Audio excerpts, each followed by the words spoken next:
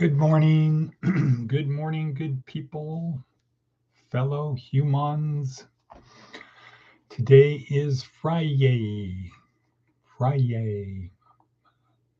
November 14th, 2025. And let's see, it's about 6 o'clock in the morning. We are here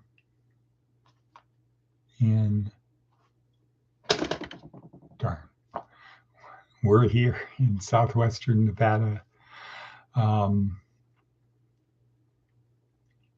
It's a sort of a sad day.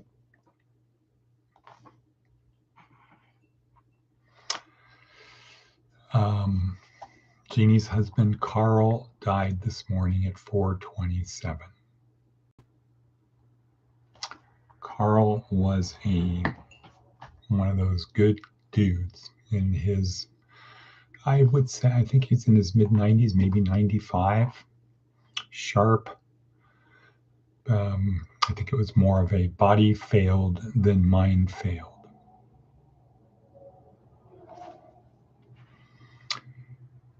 Yeah. Was an electrician. I think he was a card-carrying electrician up to the day he died. Did a lot up in Tonopah. What do you call it? The Outback. Real estate, construction, typical guy out there in the Outback, making things happen. Welder in the Navy.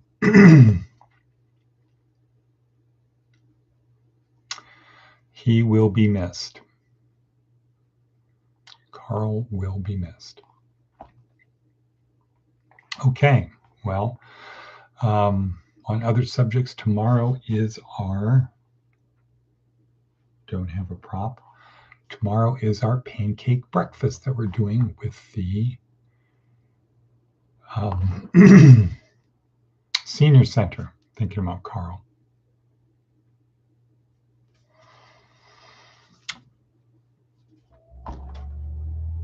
Tomorrow is the pancake breakfast. So that should be a lot of fun. Good day from 8 to noon. We'll see how it goes. Lots of things happening. Tell your friends, spread the word, make it happen, people.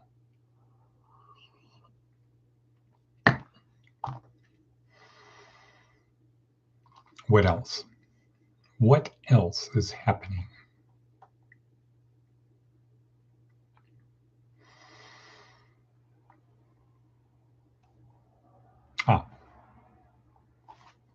Day 5 in week number 2.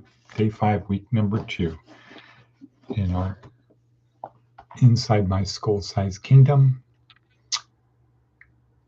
We're going to listen to, Aaliyah Crum is the speaker talking about mindset.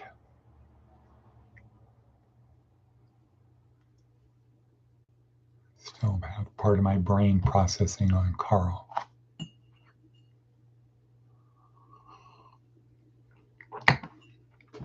Let's see if I've got his number in here. Maybe I can give him a call.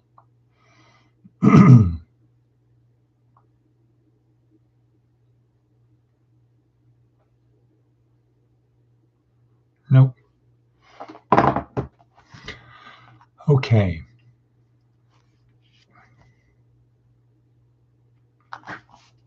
Carl Newberry. That's it. I spoke to him last about 4 months ago. Oh, maybe it was longer than that. I came to town and bought him an ice cream at Dairy Queen. Problems, a lot of joint problems, water on the knee, something in his lungs, eye. But he kept ticking. And he was very religious. I don't know if he went to the Mormon church, Jeannie, or he was a Seventh-day Adventist or a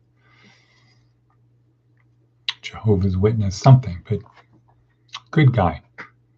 He will be missed, and we'll see what we can do to help Jeannie in these trying times. What happens next for her?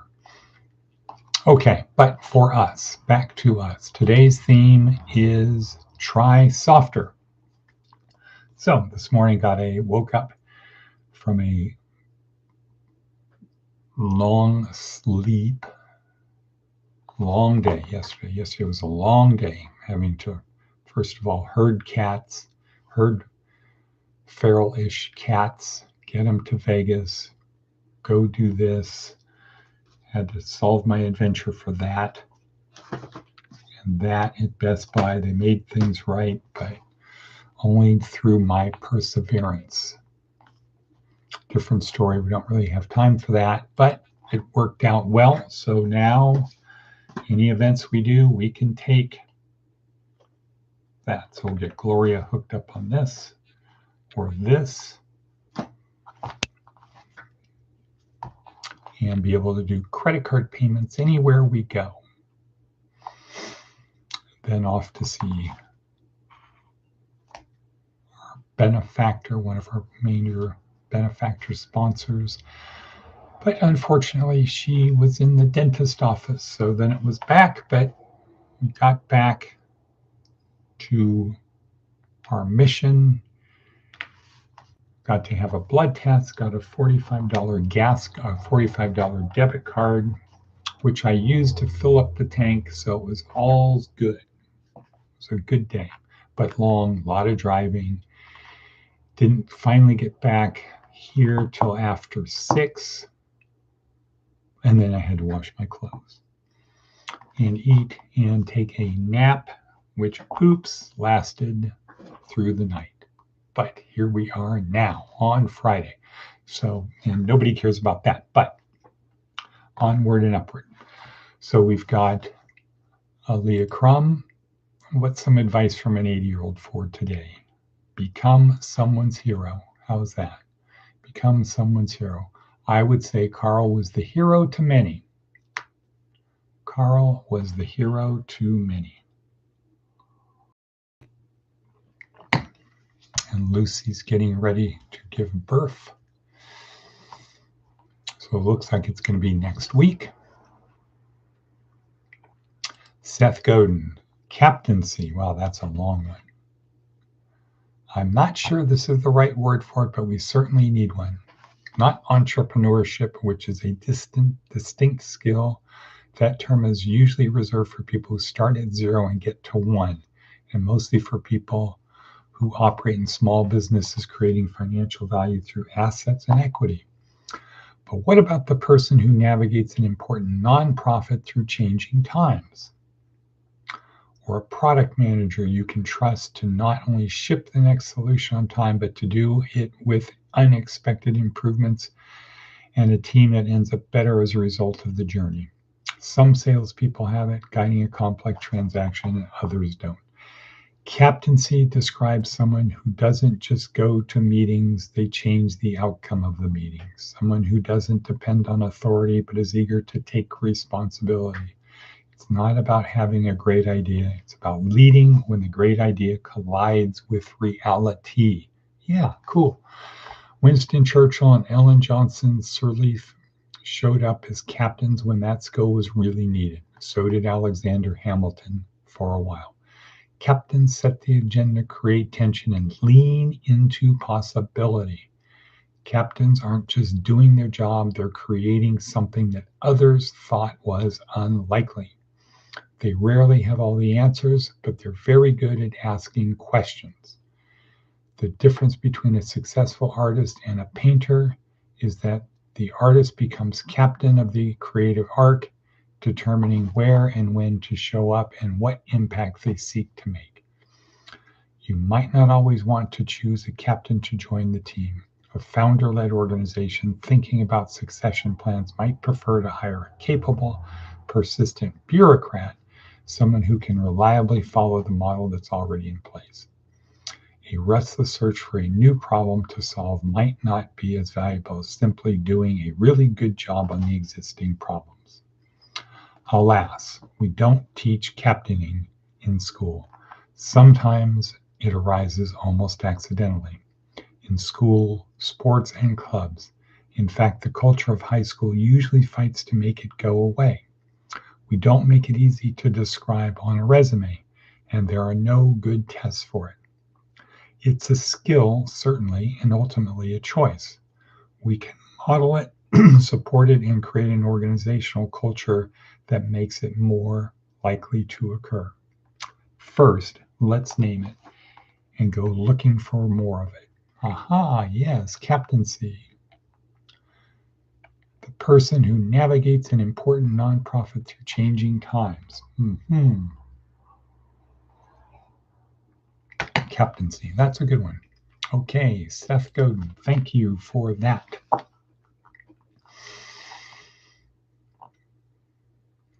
And what about what's next? What about what's next?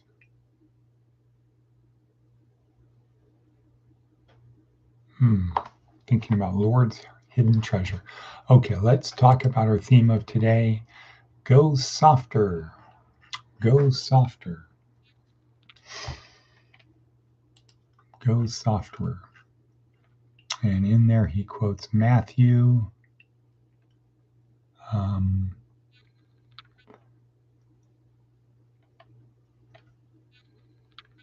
Let's find that quickly.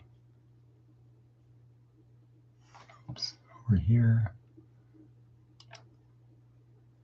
Go to perplexity. Oops.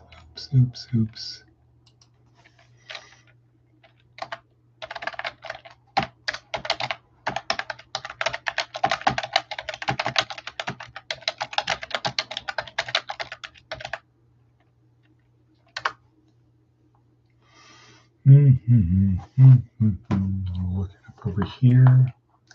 Matthew 11:28. So go try softer. So the message is try softer. Matthew 11:28. Matthew 11:28. Come to me, all who labor and are heavy laden, and I will give you rest. Take my yoke upon you and learn from me, for I am gentle and lowly in heart, and will find rest for your souls. For my yoke is easy and my burden is light. Try softer. Try softer.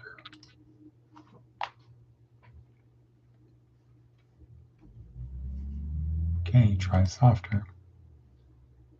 Try softer. There we go. All right. Okay, how are we doing for time? Time. Such a runic rhyme. Okay, so today's TED Talk, Aaliyah Crum, one of the Stanford superheroes, the growth mindset, the Carol Dweck, Angela Duckworth, Kelly McGonigal, Aaliyah Crum. That's not the order of importance, but I think Carol Dweck is the leader, or the most seasoned, wizened one, perhaps the most published. Mindset. How you get things done starting here as opposed to here.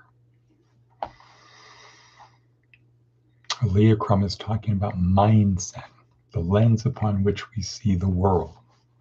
And when she talks about when she was at Harvard, and there was a point in time when she really got into placebo effect. What is it? It's not just a magic sugar pill. And she explains it as it's kind of like the fulfillment of mental expectations. So if you expect something to happen, like you're going to feel less pain, you're going to get healed, that this thing, this pill, perhaps this prayer, this thing will help you heal, and you do. And it's a big problem when they're doing trials of new drugs and things because of the placebo effect. If people think they're going to get better, they sometimes do get better just because they think they're going to get better based upon a belief that they have. So it's kind of interesting. First, before this was really a thing, somebody would make a potion, concoction, herb, and say, try this, see if it helps. And the mindset of the person is, I don't know. Could go either way. I don't think it's working. Or, maybe, I kind of think maybe it is working. Okay, so it became confusing in the results. Is that, and so somebody said, well, let's do a blind test. So we'll give half of the people a sugar pill, rock and roll quotes. We'll give half the people a sugar pill and half the people the real thing. And we won't tell them which one they're getting, and we'll see the results. And it seemed to be quite interesting. The number of people who got the sugar pill that also reported positive results. Then the question was, well, is it the person who's administering the test might be influencing the person? So then they did a double blind. So the person giving you the sugar pill doesn't know whether it's a sugar pill or not a sugar pill. So it's totally, and they tell the people, this may be a placebo, it may be the pill. I don't know. I don't know what you're getting. Could be something, could be nothing. Let's just see what happens. That's how powerful the placebo effect is. And so unfortunately, so the message is, unfortunately, most people start with negative expectations. This will never work. This is not going to work. It never works for me. I have bad luck. The gods are against me. Something like that. Whatever it is, most people start from the negative. And the point of the Leocron, the lens of the mind, is how you see the world. If you see it that way, it's going to go that way. If you watch a video that says stress is bad, it's going to have a negative impact on you. If you watch bad, scary, dark movies, listen to dark music, it's going to have a negative impact on you. If you spend your time looking at people dressing like people who are not good people, it's going to have a negative impact on you. If you're 32 years old and you dress like an 18-year-old, it's going to have that impact on you. If you're 22 and you're the quarterback in the Orange Bowl or the Rose Bowl, it's going to have an impact on you. If you're in the Navy as an intelligence specialist debriefing pilots coming back from bombing runs in Syria, it's going to have an impact on you. This gets back to Warren Buffett's, the 4 people you hang out with the most have the biggest impact. So let's focus on creating a positive mindset. Now, also down below, Jordan Peterson, the Jordan Peterson talk in the worksheet down below is very good about, what's the title? What's it about? Jordan Peterson, aim high. Aim high. If you aim low, you might get it. Aim high. Whereas he says, be dancing at the edges. Be there. Okay, so time is almost up. It's Friday. Let's go make something happen. Rest in peace, Carl Newberry, a good guy. We'll add him to the list, like with Gordon Cox, Jim Huntington, whose services tomorrow. I don't put Jim in the same category as Gordon and Carl. But rest in peace, Pax Mobispo, whatever that means, and we'll say cut. And cut. Done.